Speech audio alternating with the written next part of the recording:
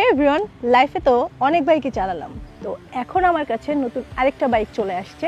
চলুন সেই বাইকটার সাথে পরিচয় করিয়ে দিই। কিউজে মোটর এক্স রাইডার অন 60।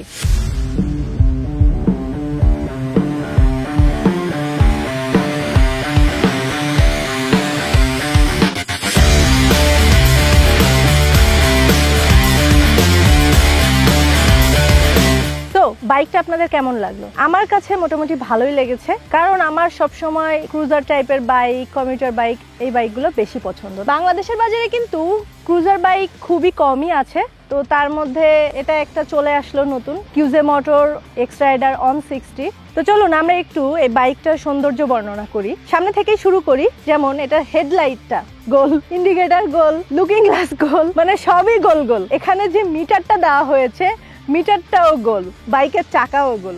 সব বাইকের চাকা গোলই হয়, আমরা সবাই জানি, আমি একটু মজা করে বললাম আর কি। তো যাই হোক, এরকমটাই ক্রুজার বাইকের সাথেই ভালো লাগে, মানে গোল গোল আর কি। নর্মাল বাইকের থেকে কিন্তু ক্রুজার বাইকের সামনের চাকাটা বড় থাকে এবং পিছনের চাকাটা ছোট থাকে। ফ্রন্টে হচ্ছে 90 সেকশনের টায়ার ইউজ করা হয়েছে এবং রেয়ারে 140 সেকশনের টায়ার ইউজ করা হয়েছে। তো চলুন এবার এই বাইকটার ফিচার নিয়ে কিছু কথা বলি। এটাতে ব্যবহার করা হয়েছে ডুয়েল চ্যানেল এবিএস এবং ইঞ্জিনটা আছে হচ্ছে লিকুইড কুল ইঞ্জিন। আর সামনে যে হেডলাইটটা আছে এটা হচ্ছে এলইডি হেডলাইট। এছাড়াও এই বাইকটাতে ইউজ করা হয়েছে এফআই টেকনোলজি।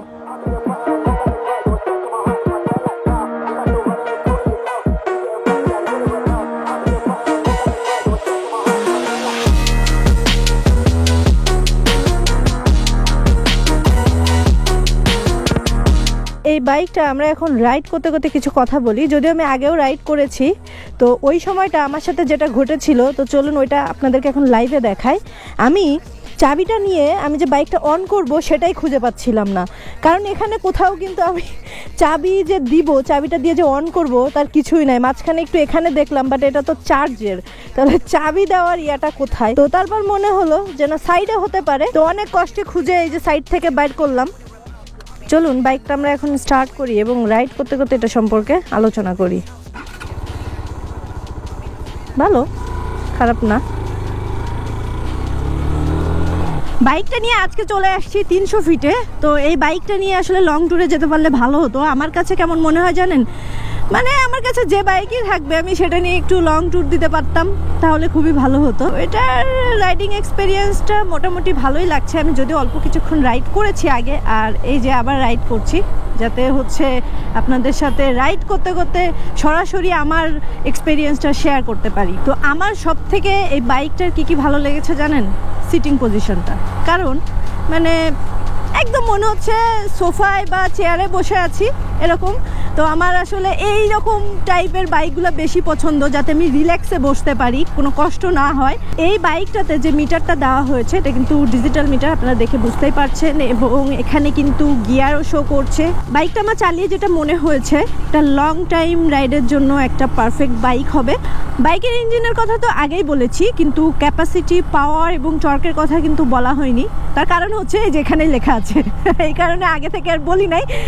ক্যাপাসিটি হচ্ছে 159.4 সিসি, পাওয়ার হচ্ছে 17.0 বিএসপি, আর টর্ক হচ্ছে 14.0 Nm। এখানে যেহেতু লেখাই আছে, তো ভাবলাম এটা দেখে দেখে আপনাদেরকে বলে দিব, এর জন্য বলে দিলাম।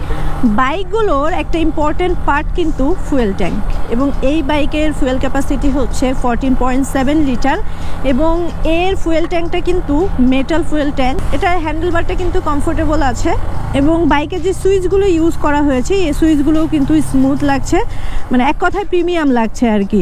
তো বাইকের সামনের পার্ট নিয়ে তো কথা বললাম, পিছনের পার্ট নিয়ে তো কিছু বলতে হবে। পিছনের লুকটা কিন্তু, বিশেষ করে আমি যখন চালাচ্ছিলাম, আমি একজনকে জিজ্ঞাসা করলাম কেমন লাগছে পিছন থেকে দেখতে, তো সে বললো একটু ইউনিক লাগতেছে। আমার কাছে কি মনে হয়েছে জানেন, পার্সোনালি বাইকটা যদি একটু উঁচু হইতো, এটা না ঘোড়ার মতো লাগতো। আমার কিন্তু ঘোড়া অনেক পছন্দ।